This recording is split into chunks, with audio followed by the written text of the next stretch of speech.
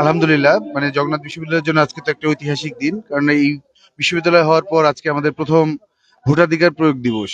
অথবা আমরা মানে এক হিসেবে এটা বলতে পারি যে মানে স্বাধীন সার্বভৌম বাংলাদেশের নাগরিক হিসেবে হয়তোবা এই জেনারেশন প্রথম কোন একটা ভোটের আমেজ পাচ্ছে। বিগত সরকারের সময় বা বিগত শাসনামলগুলোতে আপনারা সবাই জানেন বা দেখেছেন যে আমাদের ভোটাধিকার কিভাবে হত্যা করা হয়েছিল, অর্থাৎ ভোটের অধিকারটাকে কিভাবে রুষ্ট করা হয়েছিল।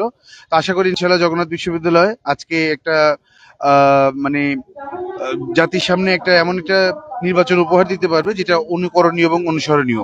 আমরা আপনাদের সহযোগিতা চাই, বিশেষ করে আপনারা যারা জাতির বিবেক হিসেবে কাজ করেন, সাংবাদিক, আপনারা বস্তুনিষ্ঠ সংবাদ আজকে এই দিনের জন্য অন্তত আপনারা সবাইকে ডেলিভার করবেন, যাতে করে এমন কোনো গুজব বা এমন কোনো ঘটনা না ঘটে যার কারণে আমাদের ভোটাররা কোনোভাবে প্রভাবিত হয়।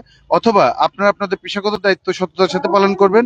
আমরা প্রশাসনের পক্ষ থেকে কথা দিচ্ছি, আমরা আমাদের পেশাগত দায়িত্ব এবং মানে সকল ছাত্রছাত্রীর ভোটের অধিকার নিশ্চিত করবো ইনশাআল্লাহ।